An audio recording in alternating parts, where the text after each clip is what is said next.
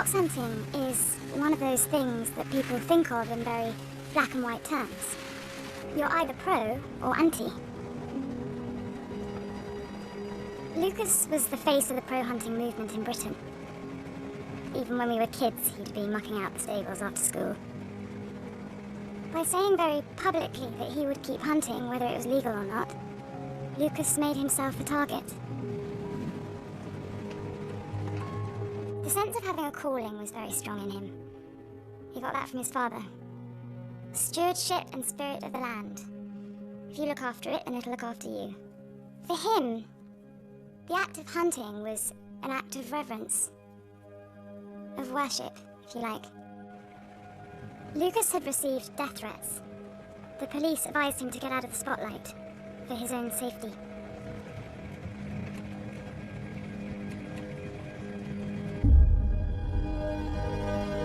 The Isle of Mull is one of the most remote spots in the UK. We wanted isolation. We wanted to be in the middle of nowhere.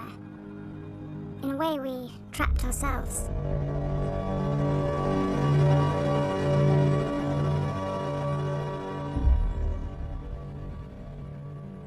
Lucas phoned me up the Monday previous and said he was going to ground and could I get a couple of days off the farm. And I was like, no, stag season, you know, there's a bear shit in the woods, like. And if a week stalking deer was going to keep my mate out of trouble, well, I was there like a shot. The lady of the manor was getting ready for the ball when she spied a tinker pissing up against the wall. Lucas had asked me to drive his brother Charlie and Charlie's girlfriend Eve. And a yard and a half of foreskin hanging down below his knee. She wrote to him a letter and in it she did say, I was surprised when Lucas said Charlie was going to be there. I'd never known Charlie to be there for Lucas, you know, ever. It was great to get that call from Lucas. You know, I'd literally put oceans between me and, you know, what's left of my family. And I'd burned my bridges. And I was very aware of that. The trip, as far as I was concerned, was about Lucas. And Charlie is about Charlie. I just don't think it was the best time for the prodigal son to come back with his trophy. I met Charlie at an exhibition of his work a few months before in New York. Really powerful conflict photography. And I was really struck by him. I think by then I was ready for the whole romance idea again, and I just thought, okay, sure, why not?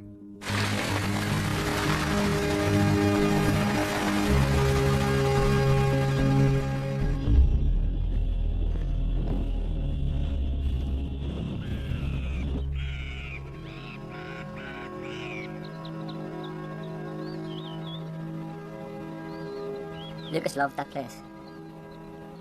His father had left the entire estate to him.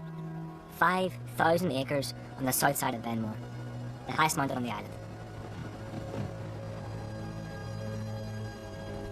We loved just mucking about together, you know. We come from very different backgrounds, but something connected us. That time of the year on Mull, it's called the Rut. It's all about sex. You see, the male stags, they're roaring. Keep the rival males away from their winter harems, you know.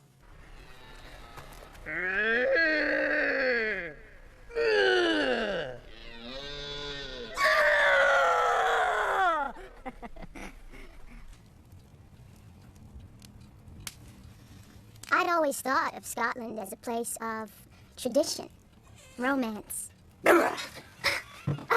My friends thought I was crazy, going halfway around the world for a guy.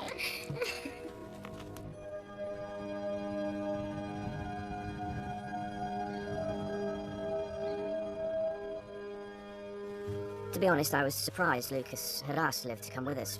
They'd split up years before. Lucas had never loved anyone like he loved her. I think he needed someone. And it wasn't like I'd been around for him.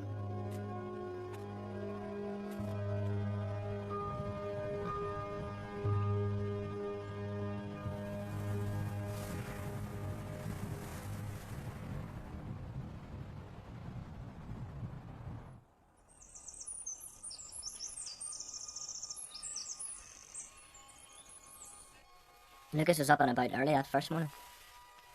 Well, there was a lot going on that had kind of passed me by, to be honest. Your parents' death had affected Lucas and Charlie in totally different ways. Luke was a younger brother.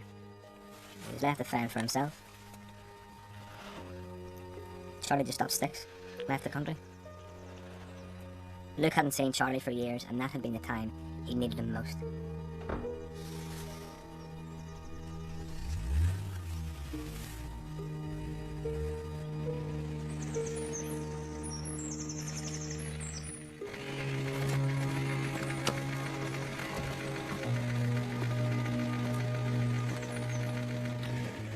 Lucas had been in the news a lot. The more he spoke out against the hunting ban, the more serious the threats against them became. At first it was a dead fox on his doorstep, and it was a bullet. This was a chance for him to concentrate on other things, like the girl he loved.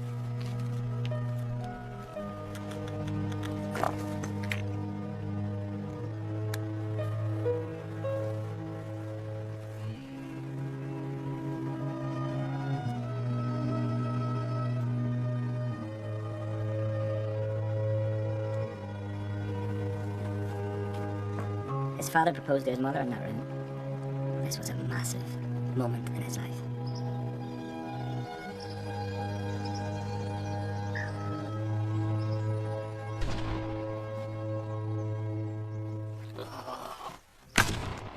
Perfect. Not bad for a girl. A natural, I'd say. Very good. Meant to reload. This comes up.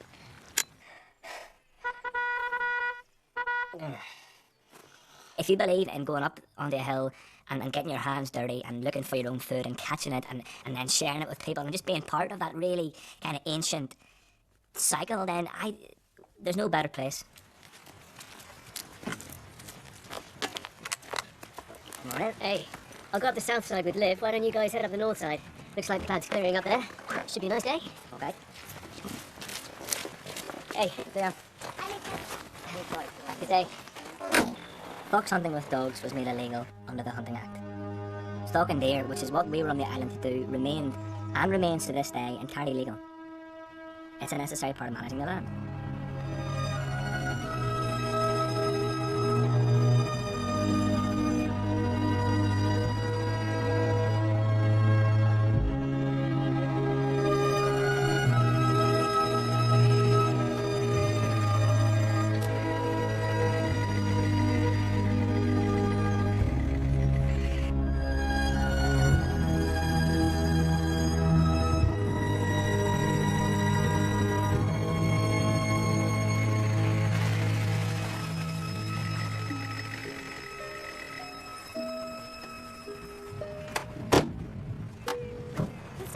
Yeah.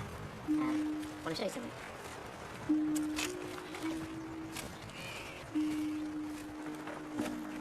We hadn't seen much of each other that year. The hunting campaign had become his life.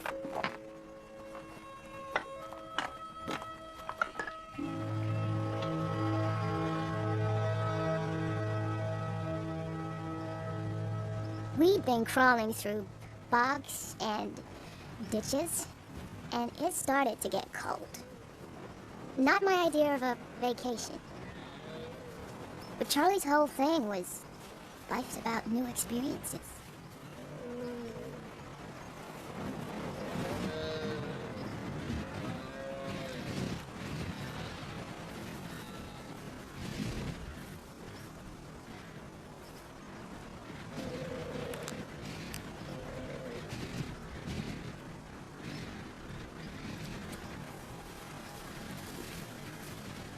When you're trying to shoot a stag from about 100 yards, you're talking about a .308 caliber stalking rifle. That is the power of a 10-ton truck and the thickness of a biro.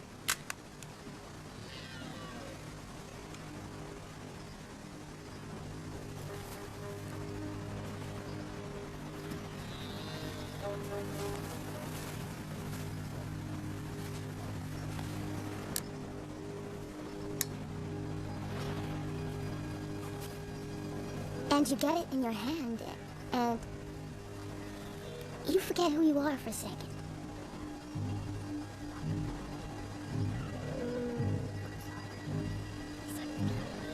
It's so close. You could reach out and touch it.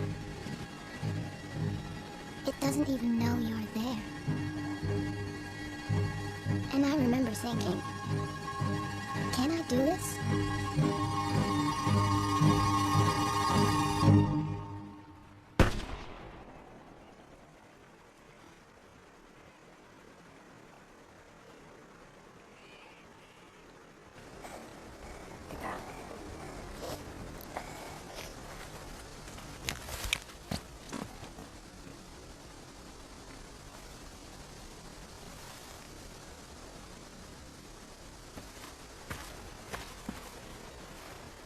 I don't like killing, full stop.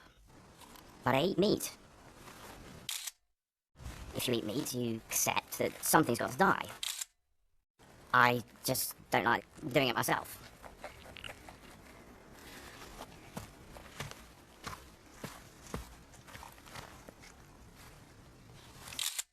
That's called blooding.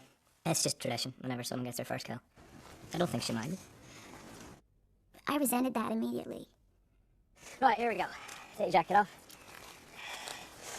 You're gonna go in between there and there. And you're gonna come in over. Push in, push in. That's good. You're doing well, you're doing well. I got everything. Okay. You did well.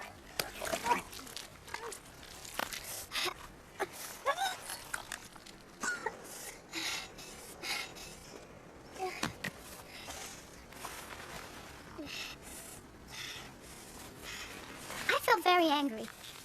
And I felt very, very far from home.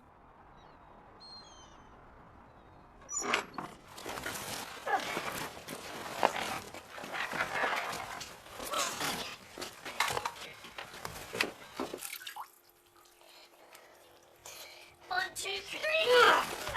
What's more? One, two. In a say, right, an animal's your pet. Meat is something you have for dinner. It's sealed up and it's guilt-free. If someone has to kill it, what's the weight around? That's just a fact. 240.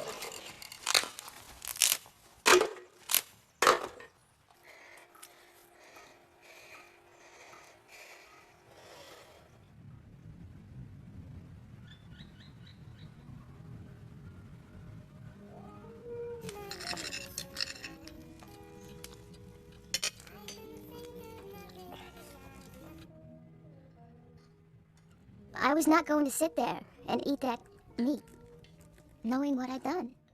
Right. So it's the beginning of the stag season, right? The rut, okay? And quite early on in the morning, we spy a stag. A young one, a traveller, right? A young stag. And this stag, right, he's desperate for a shag. He hasn't had a shag for fucking months, this stag. I just thought, tell a funny story, bit of banter, G things along with it, that's what I do. He's desperate. Right. So I decide to roar the fucker in. So, I had to go with me old hands and,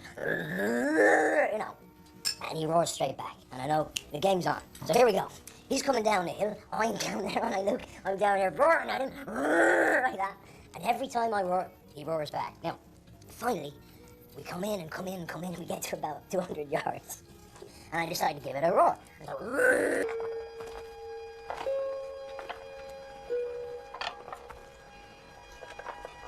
sun thrash nest. Lucas.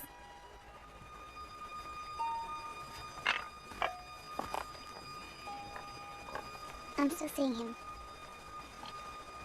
He asked me to marry him.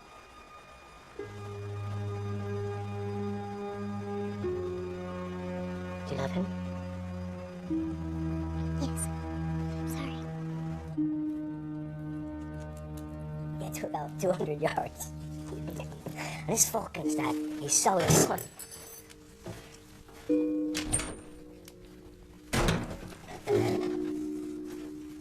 I wanted to be there for Lucas, as a friend. I didn't know he still had those feelings. I thought it would be easier if I just left. It was too late. I missed the last ferry by 20 minutes. 20 minutes changed my life.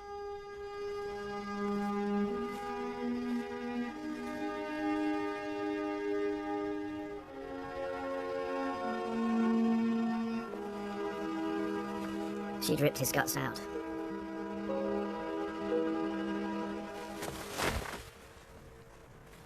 Luke!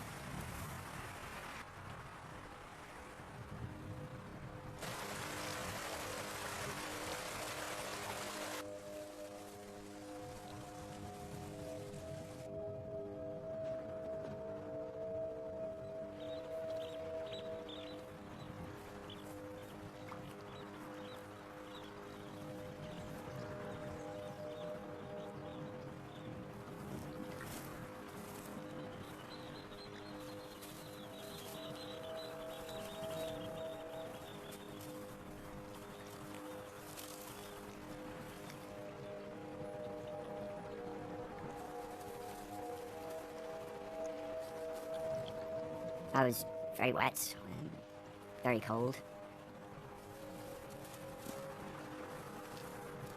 Felt very unsteady.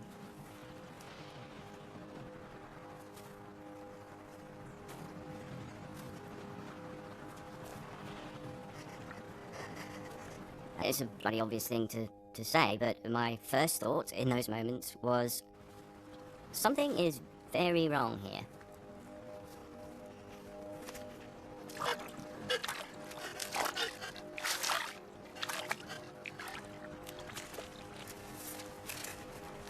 I had cramp in my arms and my legs. Cold affects your ability to think and make decisions, but I knew I had to try and orientate myself. Your relationship with the landscape changes instantly. This is not picture postcard stuff anymore. This was mid-October. People have died on those hills in full kit. With bare skin and a wind chill factor, it's below freezing. You're living a nightmare. And I was very frightened.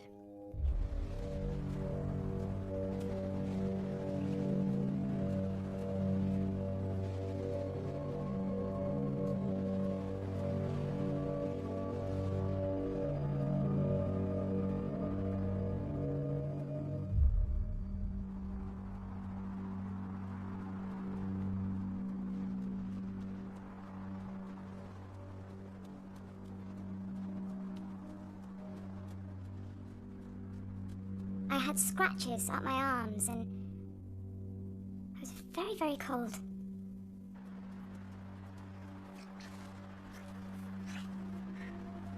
It was just this enormous valley I didn't recognise. And I did think immediately, you know, this is Lucas's way of getting back at me. To see it as a schoolboy prank in the absence of any other plausible explanation, that was my first instinct.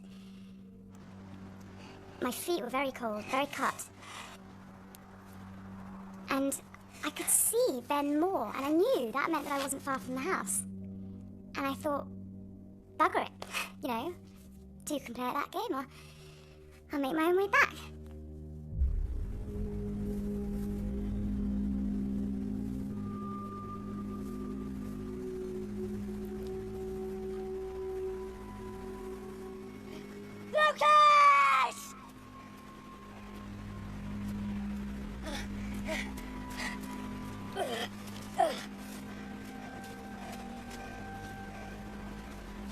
I wish I could say that was the first time I'd woken up in my pants with no idea where I was or how I got there. Lucas! It was just so cold, you know, and angry and a bit impressed, I think, at the same time, you know, because this stunt, even by Lucas's standards, was pretty, you know, extreme, and I did wonder what it was all in aid of. My feet were so numb, they were like plastic. I started running around just to get kind of warm, you know, with no particular direction, like, and I was getting pretty rattled by then.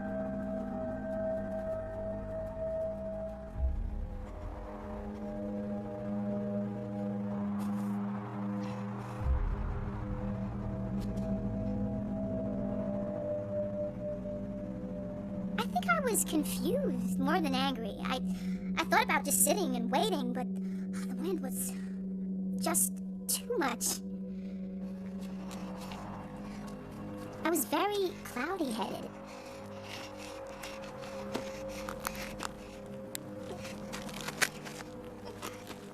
And it was a game. I was sure of that. Okay, guys, you can come out now. You know, is this British humor?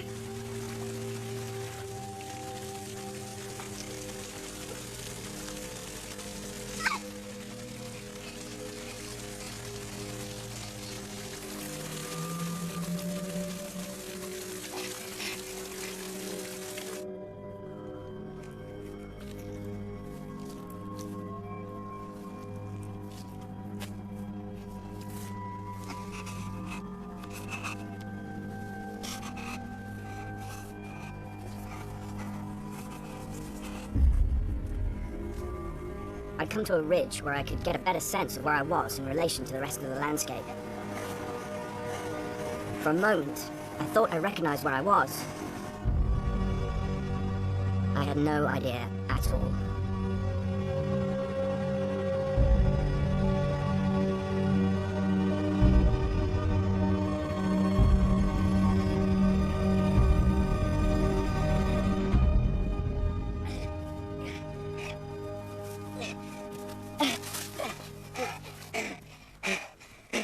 I was cold, I was hungover, or I thought I was hungover. You know, had Jeremy Beadle popped up at that point and said, "Oh, surprise," I would have sparked him out. From the position of the sun, I could figure out east. So I thought, if this is east, I'm going to head that way. Try and pick out a ridge or something where I can have a look around and get my bearings a bit, you know. But then from nowhere, it was unbelievable.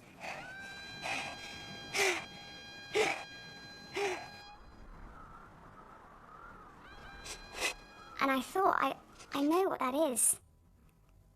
It's a fox hunting bugle. And at that point I thought, I can have you for this, Lucas, you know. I didn't hear any horn or whatever. What I heard was a shot.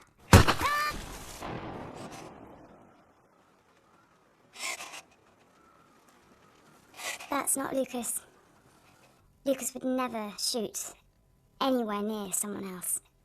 It took me a second to work out, you know, what had happened.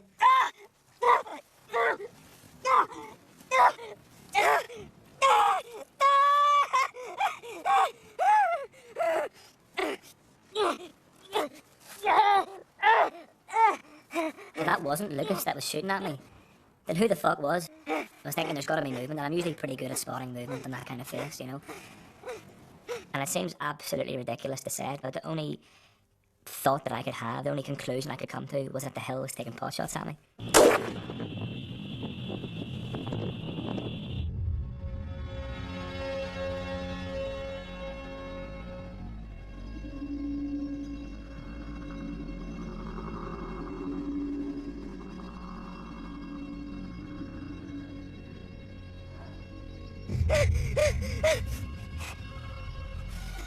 I couldn't see much without my lenses, but I was sure I saw something move.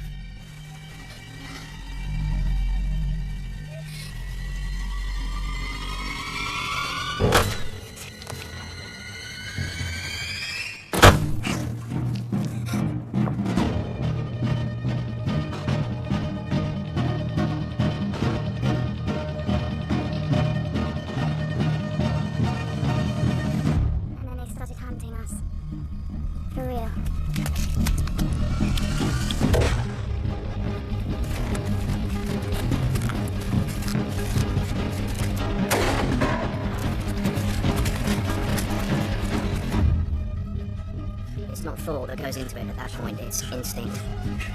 Adrenaline is an amazing thing. They were both wearing the trademark black balaclavas, and I just thought to myself, okay, now I know what I'm dealing with.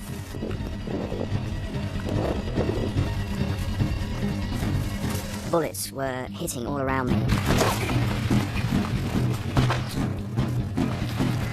I was thinking to myself, either the person with the rifle is a very bad shot, or they're a very good shot and they're trying to miss.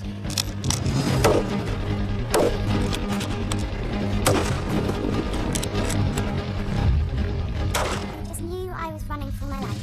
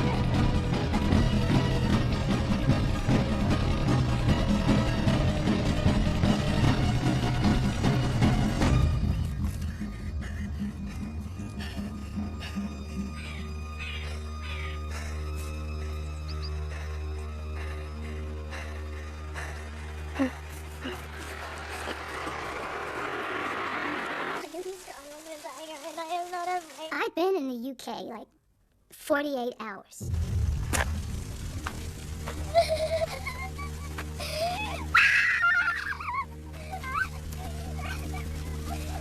I'd staggered or crawled or whatever for like half a mile.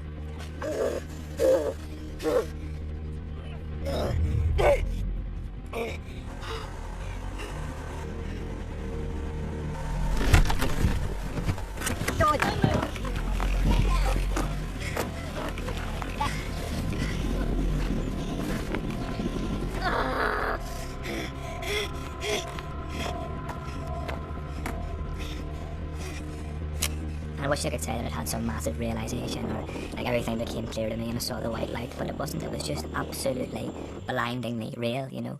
Like I was going to end it in that quarry. Hunting cannot be excused. Hunting cannot be legal. This is the misery it brings. This is the misery it brings. It was just words on a page for me. God created us all equal. Didn't mean anything what it said. Give love to all creatures. I read it. I have been wrong all my life. I've been wrong all my life. Run. Please don't hurt me.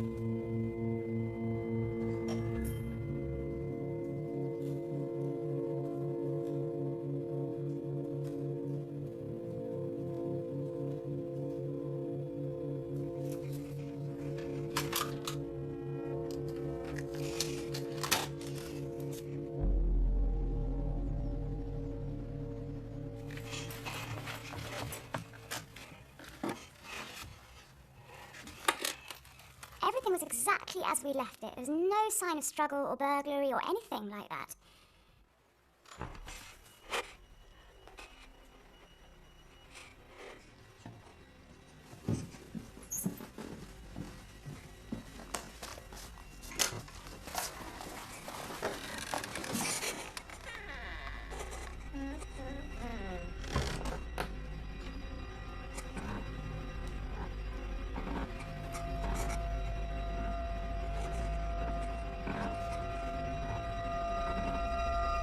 Hello?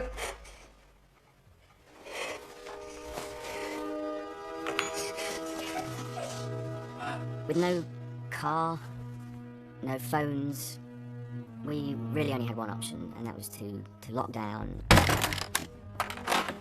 and wait for the others and defend ourselves the best we could. I started to replay the events of the previous night in my head. Luke! I was trying to work out what I'd missed.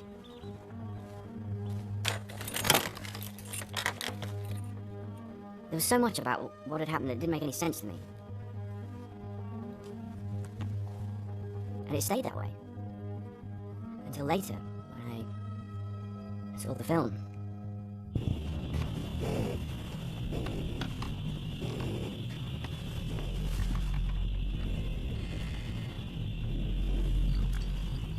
They'd used a very concentrated chloroform solution, which is very dangerous, but it did the trick.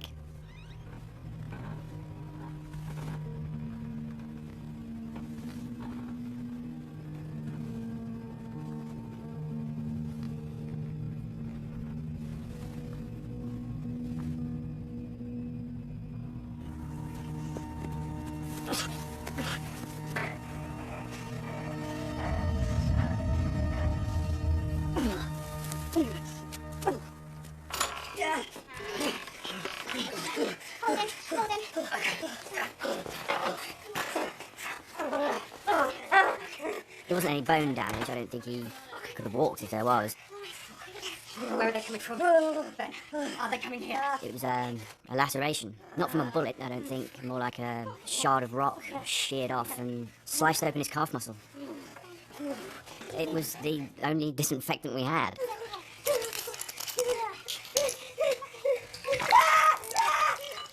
I perked up then, you know, because not being shot is a lot better than what I thought, you know. I was a bit embarrassed, I think, as well, because I had made a bit of a fuss.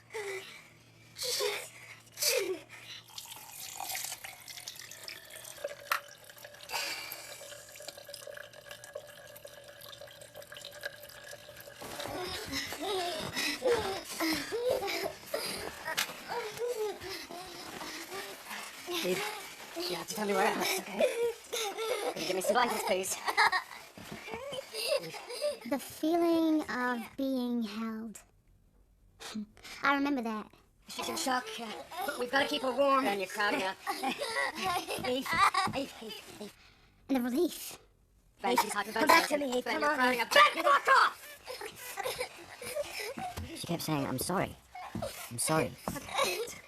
Over and over. And I wasn't sure what she meant by that. I'm still not 100% sure.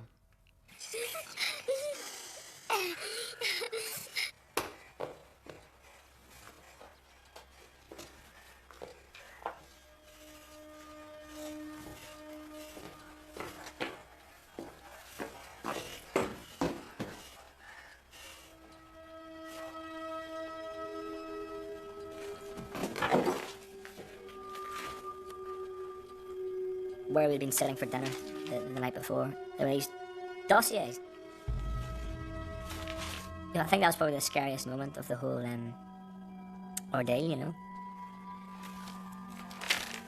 Bank statements, insurance documentation, passports, I had a pay slip from the farm.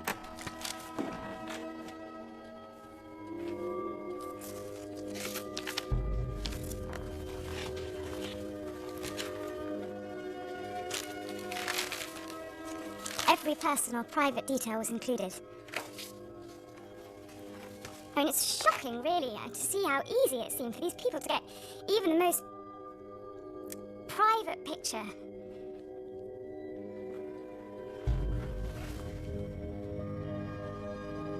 an ultrasound of your own child inside your own body, it did floor me completely.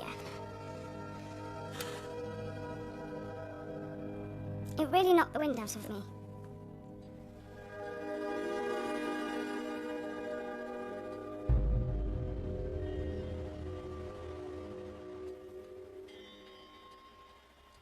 Lucas still wasn't back. What these people might do to him. Out there. I was the only one who didn't have a dossier. The file on Lucas was unbelievable. I thought animal rights people, stood with banners outside stores on Fifth Avenue. I thought that was the limit of it. Now we gotta go find Luke. We can't just sit here and wait. Ben didn't have a coherent plan. It was just that Witten was really beginning to eat me up. We were in no state to come and rescue Cassie. If I was, We were all civilians. I was here. We were on 50,000 acres. Sure. Where were you, Charlie? Where were you? We had no idea at that stage what we were dealing with. We didn't know if this was a hostage situation or not. Look, this is ridiculous.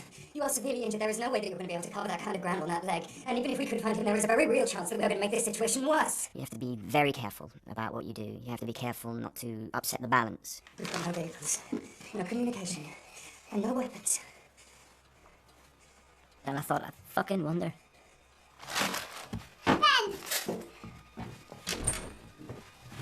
Because when we took the stag into the larder to hang up, we hadn't taken all the weapons back out again.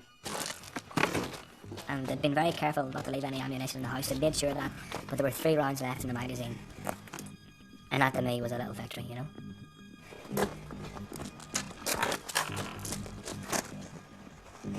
They didn't check the larder. Let's go. Ben, come back inside. Please.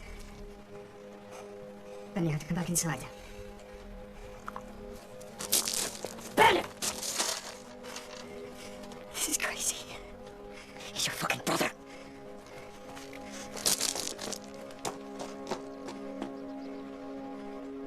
I did not want to go back out there.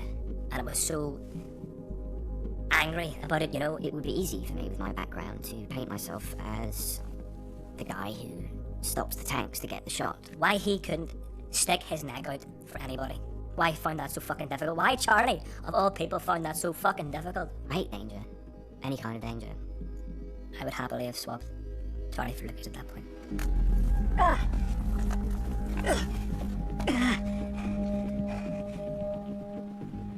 I was prepared at that point to go to whatever lengths to get my mate back, you know.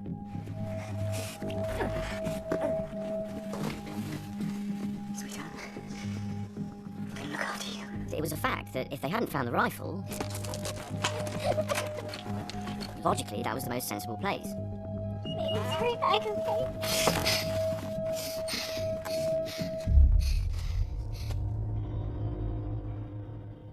I hadn't seen the animal since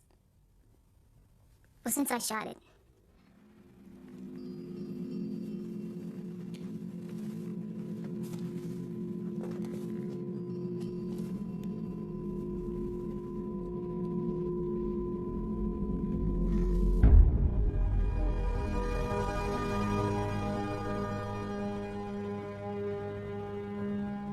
Ben was just this broken figure, even with a bandage on the leg. I reckon I still lost about 2 pints of blood, you know. I can't do it. Can't do it. Come back. Ben, you gotta come back. I fucking lost him.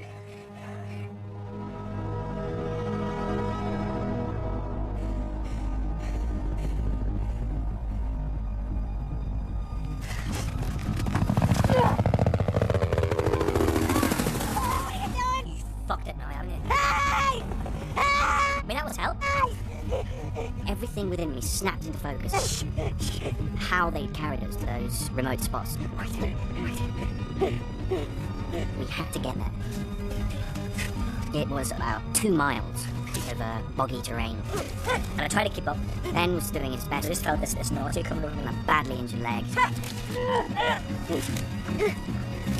Every second counted.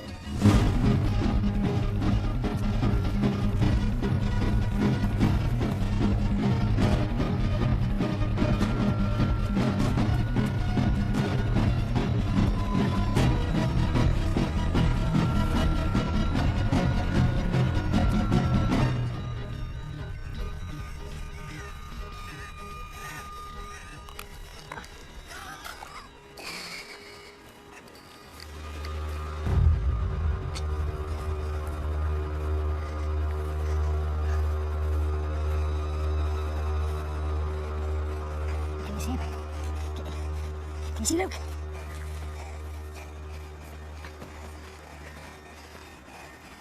What can you see?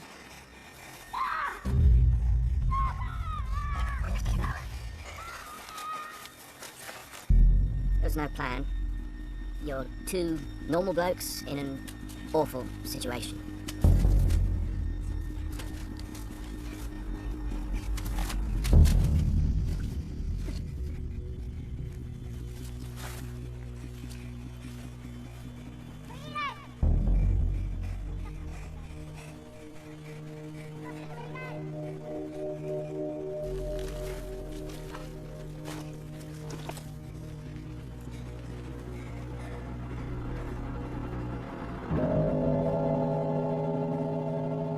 And I just remember the sense of,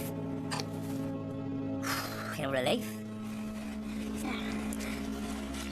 It's that realization that we might just make it out of there okay. From what we learned later, they'd already been going at him for about an hour and a half. Even at that distance, it was pretty clear what was going on. There's not a choice.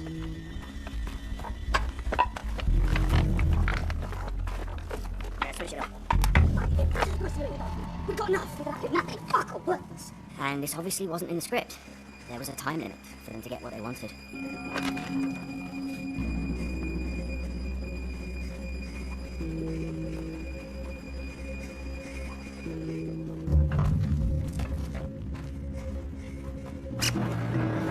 Sorry! Stay out!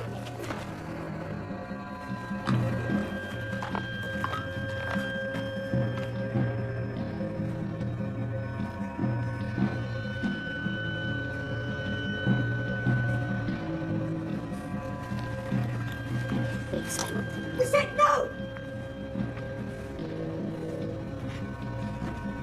Fucking beat it!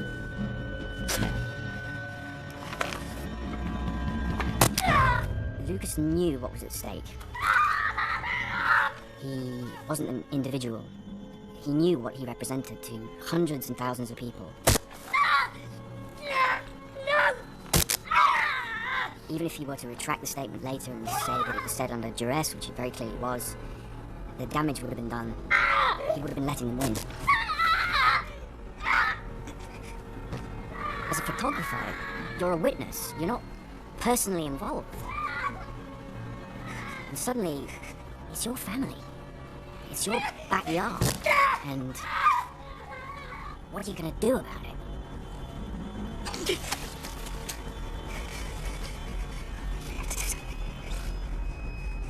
But I wasn't full of ideas myself.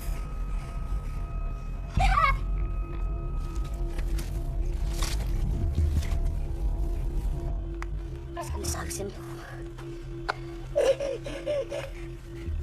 Are you really gonna shoot another human being? I mean, it's one thing when it's an animal, when it's a person. A real life.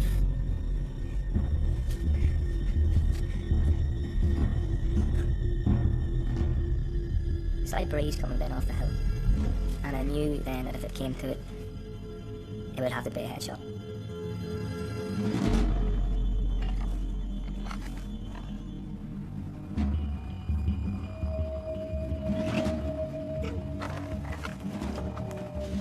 Jesus! Move all over here!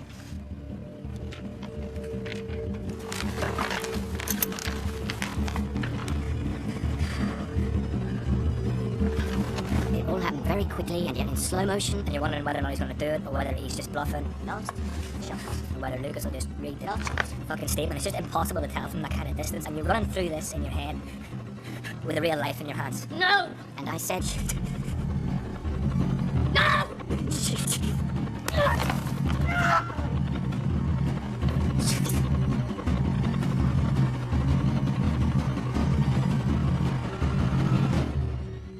And a split second is a lifetime to it.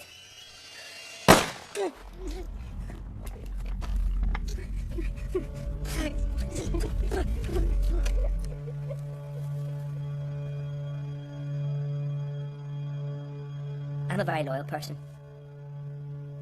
You know, and Luke was my best mate. My very best mate. And, you know, you think you're going to be there for somebody. don't you know, you think that when the time comes you'll be there and you take the test and you fail. And I suppose that's something I just have to live with. My brother had just been executed right in front of my eyes in the most horrific snuff movie imaginable. I thought about just running in, you know, something stupid like that. If it meant that we all died, I don't think I really cared at that point.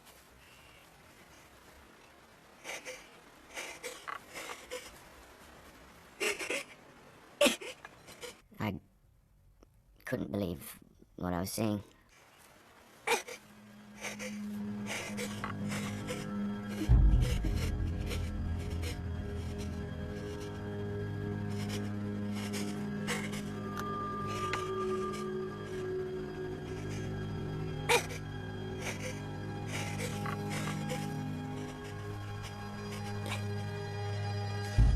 They'd mock executed him with a blank.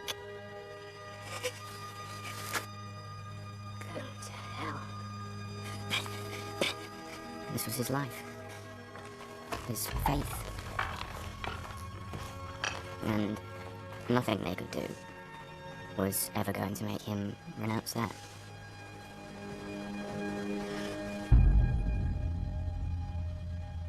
Eve wanted to go home, and if she couldn't go home, she wanted to go into the house, and I was trying to calm her down. Don't say it. Don't say it. Come on, here.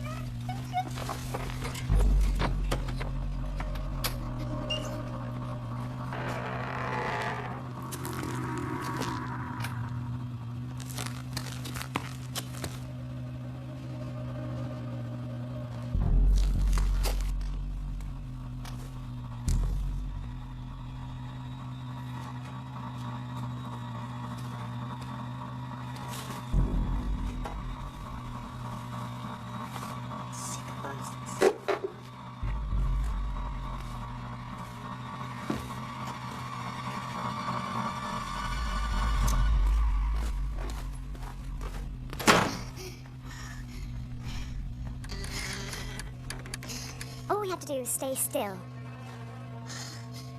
That's all we had to do.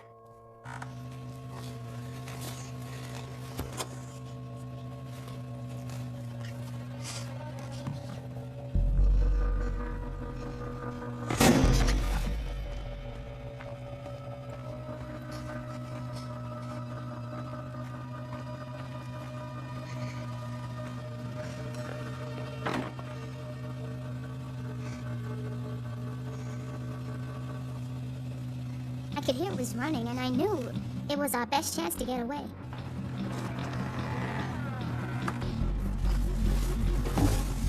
I could see a padlock, and if I could just shut it, There was nothing I could do to stop her. I was carrying a baby, and I just wanted to sit tight.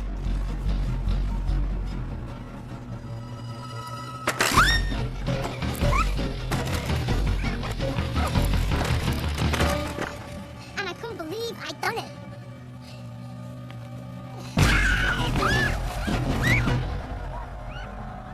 I bit, and I did everything I could. It's bloody stupid.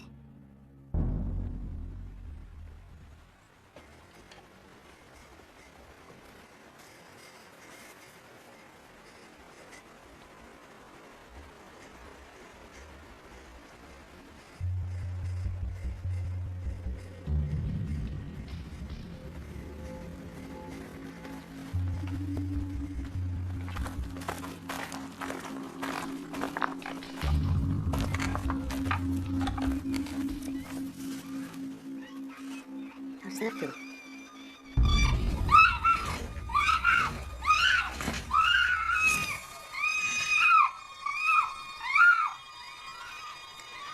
All I have to do is say goodbye.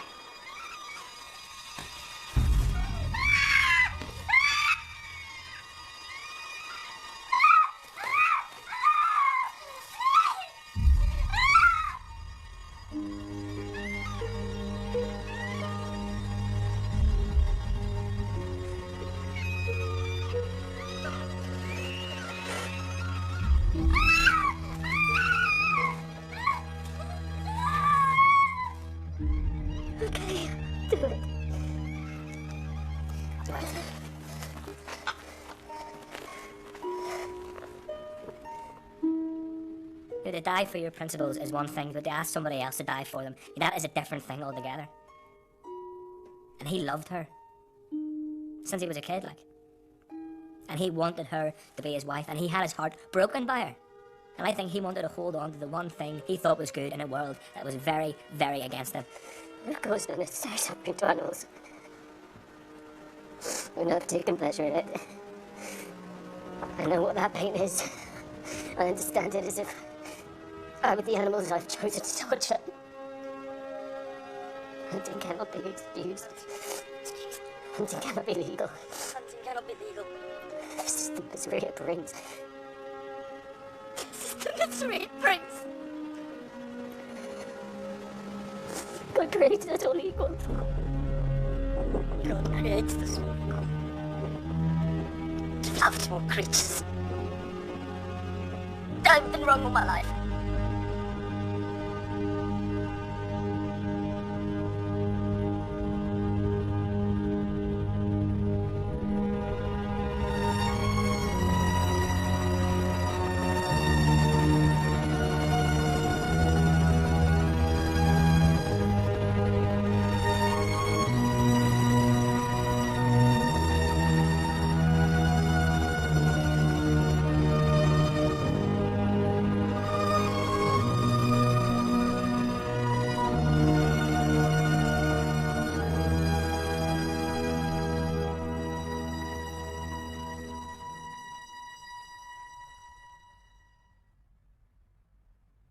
Luke didn't talk much about anything, really, but certainly not about what had happened.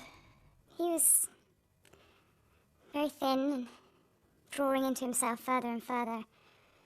I saw Lucas in the early spring, and I knew from Charlie that there was some serious concerns about his behaviour. I checked Lucas into a private clinic in July. He was a shell. You looked at him and the Lucas I knew wasn't there. The doctors said it would take time. Whatever it takes. He's my brother.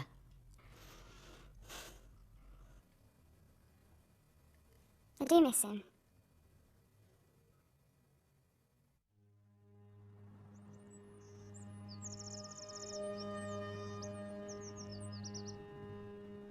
The viral film first appeared on a URL linked to the Real Animal League. We took legal advice. The internet is totally unregulated. You cut one head off, it grows somewhere else. There was nothing we could do.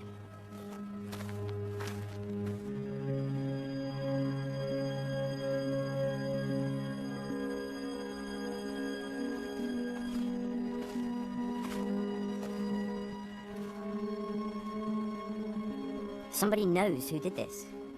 These people didn't just disappear. You do wonder about justice, and you want resolution. And you look at the world, and it says to you, these people win. Whatever anybody says, extremism works. And I think that's why we all agreed to do these interviews. It's why I've come back to Mull. To tell the real story of what happened to my brother.